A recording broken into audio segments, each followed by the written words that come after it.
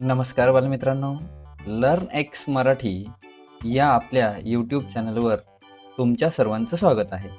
आज आपण अपूर्णांक हा घटक बघणार आहोत. अपूर्णांक म्हणजे काय, तर एखाद्या पूर्ण संख्येचे केलेले भाग आणि त्या भागाचं लेखन कसं करायचं हे आज आपण बघणार आहोत.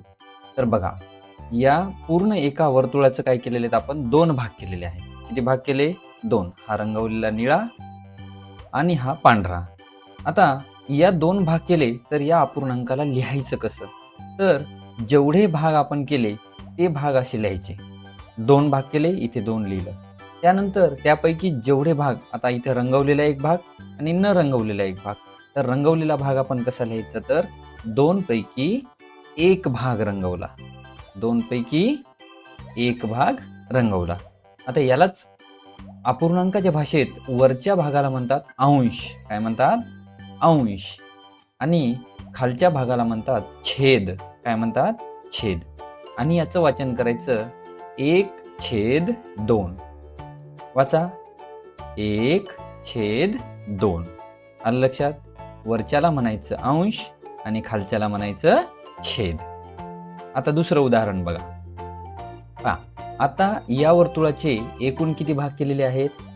1, 2, 3, 4, 5 आणि 6. तर आपण एकूण भाग कुठे लिहितो?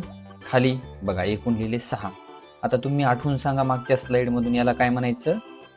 याला म्हणतात छेद. काय म्हणतात? छेद.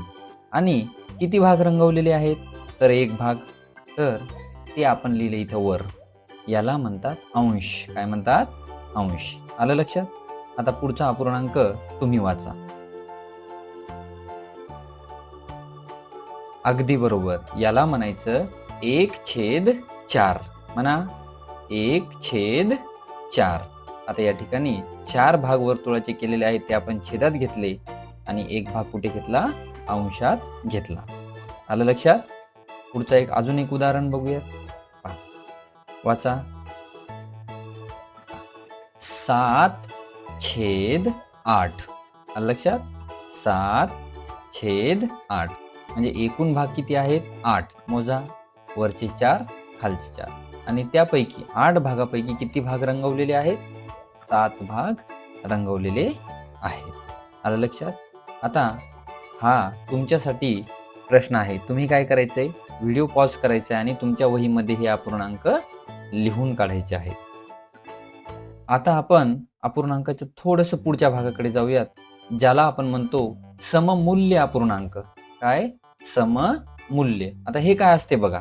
आता आपल्या समोर 4 आकृत्या दिलेल्या आहेत आणि 4 आकृत्यांमध्ये आपल्याला अपूर्णांक वेगवेगळे, जसं इथं 1/2 आहे, इथे 2/4 आहे, त्यानंतर इथे 3/6 आहे आणि इथे 4/8 आहे. बरोबर आहे? आता सममूल्य म्हणजे काय, तर आता इथं लक्षात घ्या. इथं आपल्याला 2 पैकी 1 भाग मिळाला. हे रंगवलेले भाग आपण घेऊया. ठीक आहे? म्हणजे आपल्याला किती मिळाले? अर्धे मिळाले. तसंच या दुसऱ्या अपूर्णांकामध्ये आपल्याला 4 पैकी 2 भाग मिळालेत, म्हणजे सुद्धा किती मिळाले? अर्धे मिळाले. तिसरी आकृती, आपल्याला 6 पैकी 3 भाग मिळाले. इथे सुद्धा आपल्याला किती मिळाले? अर्धे मिळाले. आणि चौथ्या आकृतीमध्ये आपल्याला 8 पैकी 4 भाग मिळाले. 8 पैकी 4, म्हणजे इथे सुद्धा आपल्याला अर्धेच भाग मिळाले.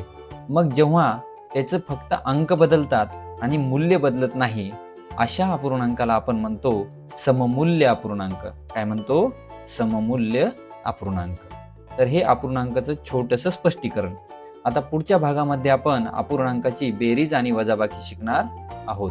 त्यासाठी आपल्या व्हिडिओला लाईक करा आणि नोटिफिकेशन सुरू करा, म्हणजे तुम्हाला मी टाकलेला व्हिडिओ लगेच कळेल. थँक्यू.